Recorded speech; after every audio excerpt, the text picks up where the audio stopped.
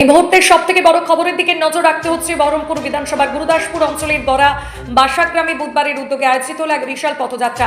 কর্মসূচিতে নেতৃত্ব দেন তৃণমূলের বিশিষ্ট নেতা। সকাল থেকেই গোটা এলাকায় ছিল উৎসবের পরিবেশ। দলীয় পতাকা, ব্যানার ও স্লোগানে মুখরিত হয়ে ওঠে গড়া বাসাগ্রাম। পথযাত্রা চলাকালীন নারু গোপাল মুখোপাধ্যায় সাধারণ মানুষের সঙ্গে সরাসরি কথা বলেন এবং তাদের বিভিন্ন সমস্যা, দাবি ও দৈনন্দিন অসুবিধার কথা শোনেন।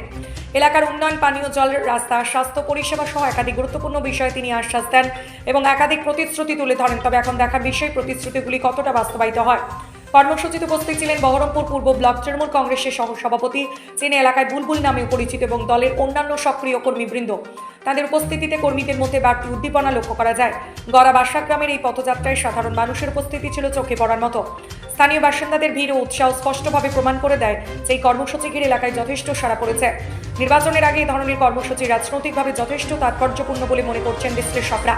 বহরমপুর বিধানসভায় নিজেদের অবস্থান আরও শক্তিশালী করতে তৃণমূল কংগ্রেস যে ময়দানে নেমেছে, পথযাত্রা তারই একটি গুরুত্বপূর্ণ ইঙ্গিত। Bureau report, MVTV news. Gurdaspur অঞ্চল আমার রাজনৈতিক জীবনের একটা শ্রেষ্ঠ অধ্যায়। আমি 2021 সালে যখন কন্টেস্ট করেছিলাম তখন দৌলতাবাদ গুরুদাসপুর অঞ্চল আমাকে ব্যাপক ভোট লিড দিয়েছিল। এবার সেই জমি থেকে আমি তৈরি করতে শিখেছিলাম তৃণমূল কংগ্রেসের হয়ে।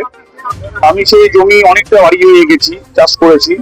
আজকে শুধু জয়, শুধু সময়ের অপেক্ষা। বহরমপুরে আমাদের ব্যাপক ভোট পাচ্ছে, বিজেপির সঙ্গে ওখানে ফাইট হচ্ছে এবং তার সঙ্গে সঙ্গে গুরুদাসপুর মানুষ যেহেতু প্রথম আমাকে ভোট দিয়েছিল, এবারও সেই ভোট দেবে আমি আশাবাদী। এবং আমি এমএলএ হওয়ার পর প্রথম গুরুদাসপুরে এসে অনেক যেগুলো সমস্যাগুলো রয়েছে, রাস্তাঘাট, পানীয় জল থেকে শুরু করে এগুলো তো রয়েছে, তার সঙ্গে সঙ্গে রয়েছে একটা হসপিটাল করবো। এখানে যে হসপিটালটা দৌলতাবাদে আছে, 500 বেডের একটা হসপিটাল করবো, যেখানে ডাক্তাররা চিকিৎসা করবে, 24 ঘন্টা খোলা থাকবে এবং গুরুদাসপুরের মানুষকে মেডিকেল কলেজে যেতে হবে না, এরকম একটা ব্যবস্থা করবো। আর এখানকার মানুষের যে রুজি রুটি আছে, অর্থাৎ কৃষির উপর নির্ভরশীল, মাঠে ঘাটে ঘাটে ছোট ছোট দোকান, মার্কেট কমপ্লেক্স করে কিছু একটা ব্যবস্থা করে এখানে যাতে আমাদের বেকার ছেলে মেয়েদের একটা ভবিষ্যৎ হয়, সেটা আমরা তৈরি করি।